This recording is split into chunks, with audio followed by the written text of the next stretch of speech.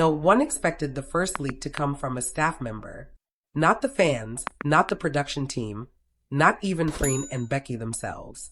What seemed like an ordinary filming day turned into a storm the moment a staffer whispered, "If only people knew how they really are when the cameras stop rolling." And that one sentence spread like wildfire. It was enough to make everyone wonder what exactly was happening behind the scenes, what moments the world had never seen, and why the bond between Freen and Becky suddenly became the most talked about subject online. The truth began quietly, in small gestures, the kind of things only people who watch closely would notice. A hand placed gently on a shoulder. A soft laugh shared between scenes. The way Becky's eyes would automatically search for Freen the moment she stepped onto set. Or how Freen's entire posture softened whenever Becky walked into the room. None of it was dramatic, none of it was loud, but the energy between them was unmistakable. It wasn't forced. It wasn't scripted. It was something natural, something growing. One of the first moments that staff members couldn't forget happened early in filming. Becky had been struggling with a scene that required a complicated emotional shift. She felt frustrated, unable to nail the right expression. She kept apologizing to the director, saying she needed one more try. Freen quietly stepped beside her, placing a calm hand on her back. She didn't say much at first. She simply guided Becky away from the noise, from the pressure, into a quieter part of the set. She asked her what exactly was making it hard. Becky admitted, in a shaky voice, that she was overthinking everything. Freen listened closely, her face softening as she watched Becky try to steady her breath. Then Freen did something unexpected. She lifted Becky's chin gently and told her to look at her. She told her she had the talent, the emotion, the heart, and all she needed was to trust herself again. Becky's eyes softened, and for a moment, they stood there in silence, breathing the same air, grounding each other.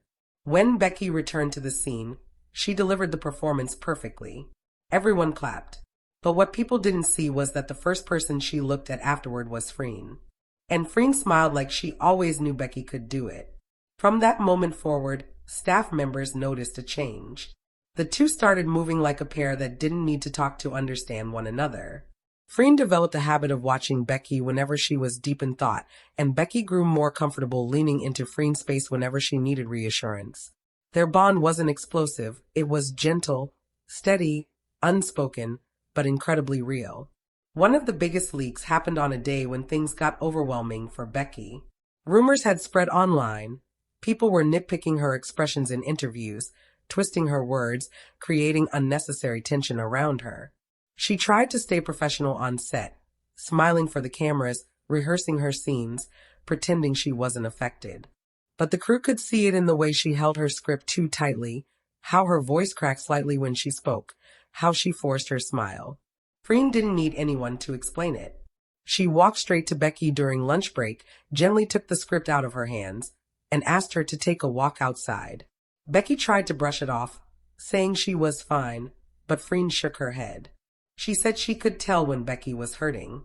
So Becky followed her quietly, and they walked together behind the building, where the air was calmer and no one could overhear them. That's when Becky broke. Not loudly, not dramatically. She just let out a shaky breath and admitted she felt like she was drowning under expectations. Freen stepped closer, pulled her into a hug, and told her she didn't have to carry everything by herself. That moment, captured accidentally by a staff member who didn't mean to record sound, became the first real leak. The audio was blurry, the picture unclear, but fans recognized the soft tremble in Becky's voice and the soothing tone Freen used to comfort her. People online called it the moment that revealed everything. But it didn't stop there. Another staff member later described a moment even more intimate. It happened late in the evening, after a long shoot. Becky was sitting on the floor, her head leaning against the wall, exhausted. Freen walked up to her and crouched down in front of her, brushing aside a strand of hair from Becky's face. She whispered something no one could hear, but Becky's expression softened instantly. She reached up and rested her hand on Freen's cheek. For a long moment, they stayed like that, two people connecting so quietly that it felt sacred. And then there was the look. The one the entire set noticed during a rehearsal for a dramatic scene. Freen delivered her line with intensity, but the moment she looked into Becky's eyes, her tone softened. It felt less like acting and more like a true emotional response. Becky blinked slowly, her lips parting slightly as if the words Freen said had hit her somewhere deeper. The director let them continue longer than usual, curious to see where their energy would take the scene. When the rehearsal ended, there was a silence on set that no one knew how to describe. The chemistry wasn't written in the script. It was something the two of them created effortlessly. Staff members began sharing stories in the group chat. Stories about how Freen would always check if Becky had eaten, how Becky became calmer anytime Freen placed a hand on her arm, how they naturally gravitated toward each other even when the cameras weren't rolling. No one could deny that something powerful was forming between them. Then came the biggest leak, one that truly made fans lose their minds. It happened when Becky was feeling unwell. A staff member revealed that Freen stayed by her side the whole time, refusing to leave even when the crew insisted they could take care of her. Freen held Becky's hand, adjusted her blanket, and whispered reassuring words. Becky at one point reached for Freen weakly and rested her head on her shoulder. That image, even described secondhand, was enough to send everyone talking. Another leak described a late-night moment. Freen and Becky were reviewing lines together after filming wrapped. Becky stumbled over a sentence and laughed softly, embarrassed. Freen smiled and said she loved it when Becky laughed like that. Becky stopped for a moment, staring at her, and softly asked why. Freen didn't hesitate. She said Becky's laugh made everything feel lighter. That small confession became one of the most replayed voice recordings shared secretly among fans. More stories continued to flow, how they shared snacks from the same bag, how Freen would instinctively shield Becky from crowds, how Becky would gently adjust Freen's hair before takes. Staff members claimed that the two often talked in a corner, completely unaware that people were watching. Their connection wasn't built on grand gestures. It was built on familiarity, on care, on the kind of closeness that grows silently until it becomes impossible to hide. But the moment that truly shocked everyone happened when filming had a power outage. The set went dark for a moment, and Becky instinctively reached for someone. The first hand she found was Freen's. And Freen didn't just hold her hand, she pulled Becky close and said softly, "I've got you." Staff members said Becky stayed in her arms even after the lights came back on. Neither of them rushed to pull away. By the time the leaks reached social media, the picture was clear. Their bond wasn't a rumor, wasn't a fantasy, and wasn't something people imagined. It was real. And even though Freen and Becky never said much publicly, their actions spoke louder than anything they could ever post online. The cameras had stopped rolling hours ago, but the air around the studio still felt heavier than usual. Everyone knew something had shifted between Freen and Becky, something subtle, something unspoken, yet powerful enough that even the staff who had sworn to stay silent found themselves whispering long after the lights dimmed. That night, as the last few crew members exited the hallway, Becky lingered near the dressing room door. She looked exhausted, not physically, but emotionally, as though she'd spent the entire day carrying something she was afraid to drop. Her fingers kept brushing the little bracelet Freen had given her months earlier. She wore it every day, but tonight, she held onto it a little tighter, as if trying to remind herself that the bond was real, that the connection hadn't changed, even if everything around them suddenly felt fragile. Inside the dressing room, Freen was sitting alone in front of the mirror. Her reflection stared back at her, calm, composed, and unreadable. She always had a way of hiding her feelings behind a controlled expression, but tonight, the mask slipped.